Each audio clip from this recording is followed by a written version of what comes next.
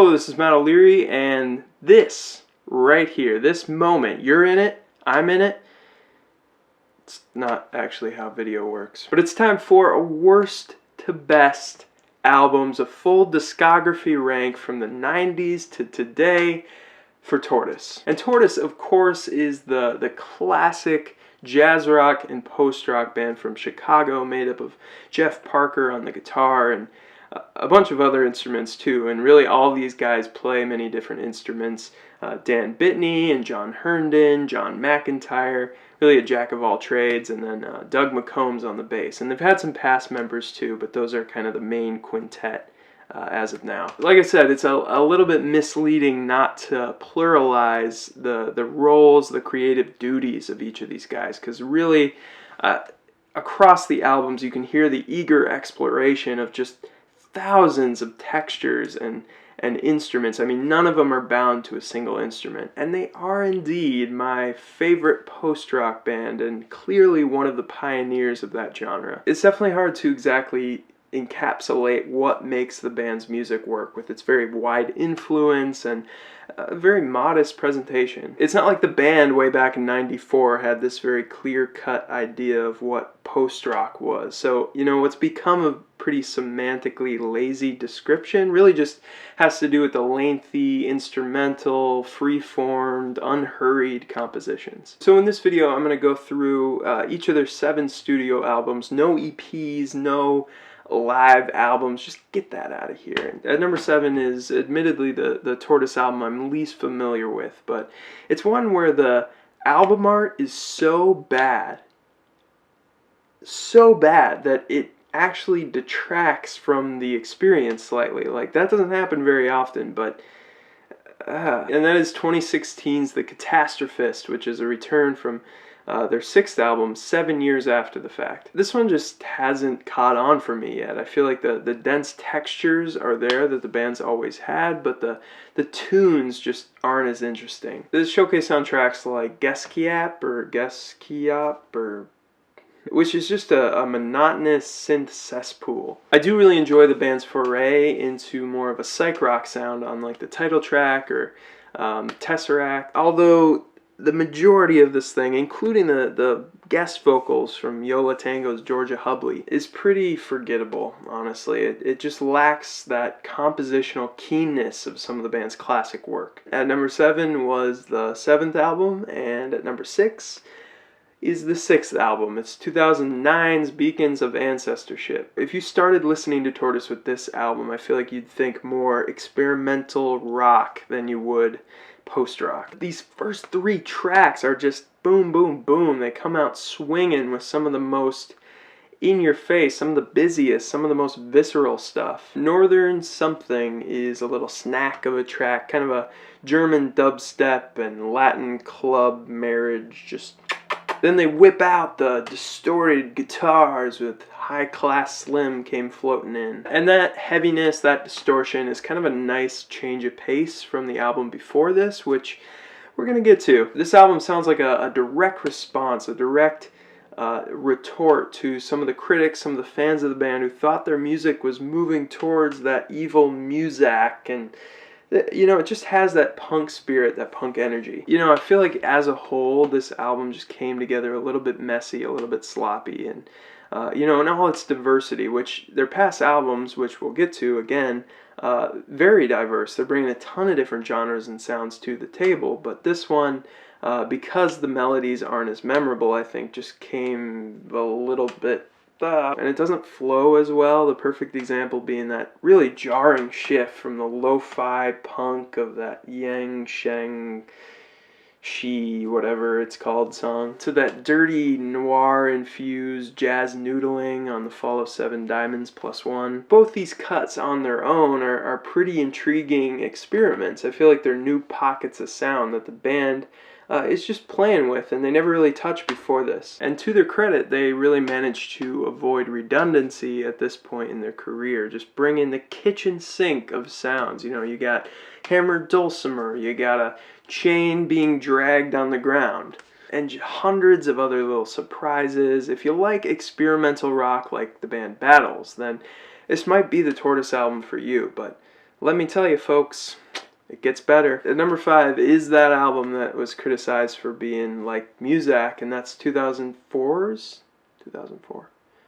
2005? 2004. It's All Around You. This is probably Tortoise's most immaculately crafted album. It just sounds so dense, it sounds so belabored, and like they spent days and maybe even months in the studio. But it's also their most relaxed, it's their most like elevator jazz, and that's why it's also their most maligned. But to me, this album is an unsolvable labyrinth that just gets more interesting over time and reveals something new every time. Crest is one of their best tracks, with this gorgeous orchestral synth swelling, just a moment that I hear Muse albums later on, and I know where this came from. And that signature spaghetti western guitar line from Jeff Parker on the Chin. The textures and layers on this album are as dense as Mercury, as dense as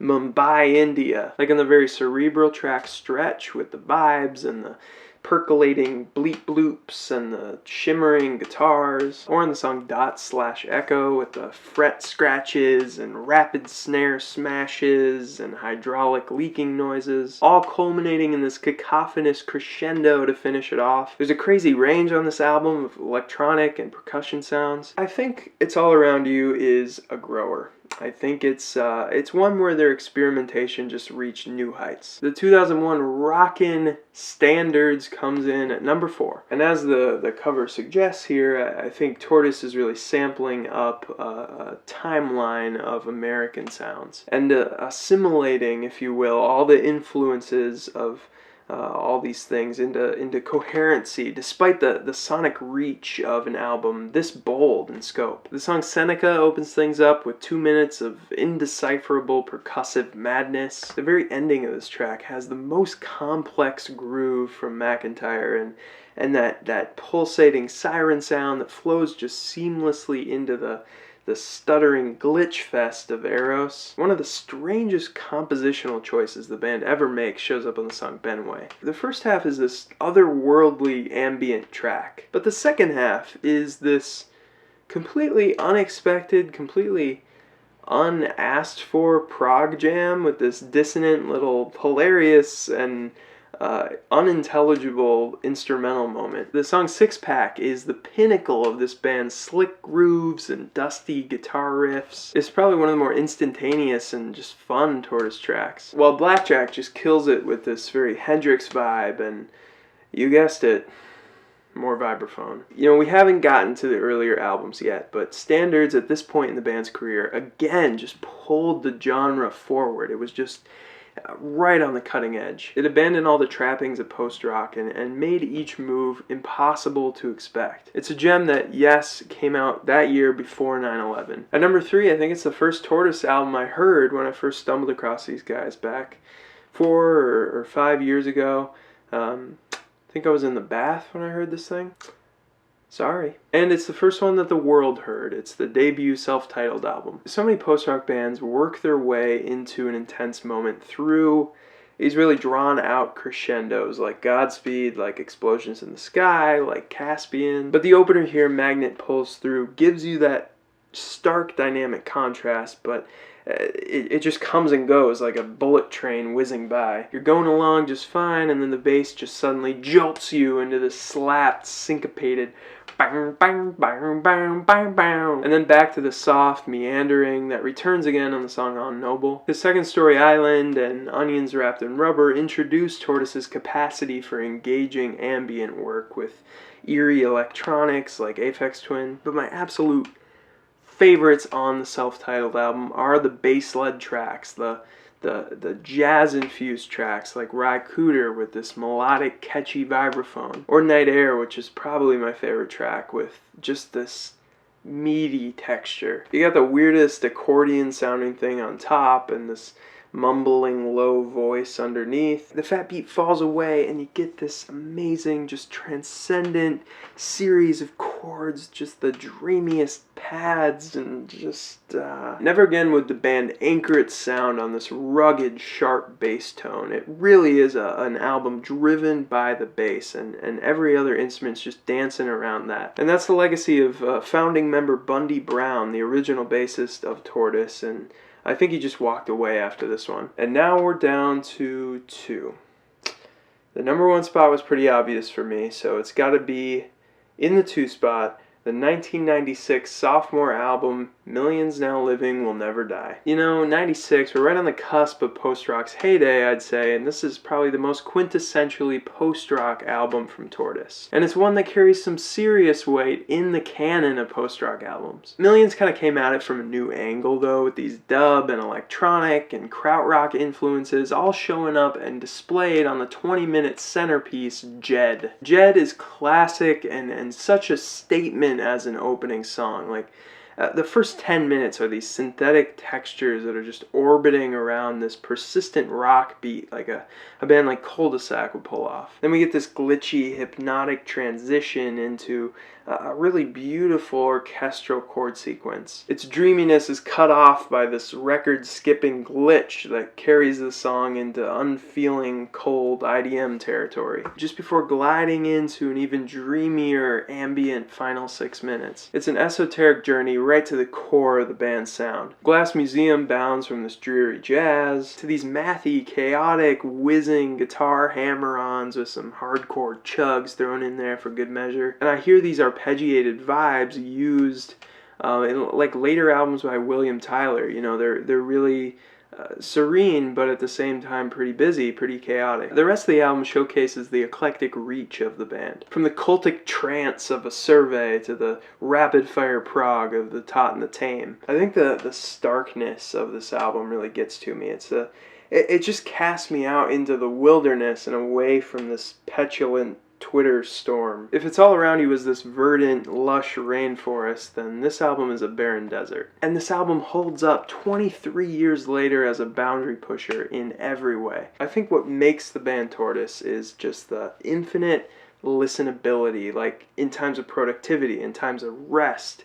Anytime, any place, I feel like I go back to them. And TNT is one of those wholly singular albums I don't think anyone else could have made at any other time. It's accessible, but completely eccentric, completely off the wall, and a little bit nutty. It's all the progress of prog rock without that masturbatory ostentation. And it's filled with all these simple, linear melodies. Like anyone who picks up a guitar can play that opening track little riff. Yet it's ingrained in my musical vocabulary like a termite. It's the way it fits in with all the passing tides that the band throws at it. Like sometimes it's on a different downbeat and sometimes there's a different mood behind it. And when you have 2 or 3 people playing drums and percussion on any given song, percussion is always going to be the centerpiece, but especially on this album. Like that swaggering snare on Swung from the Gutters. You're getting like 4 albums in one here. And even the track name suggests this kind of world traveler thing going on, like the Equator and Everglade and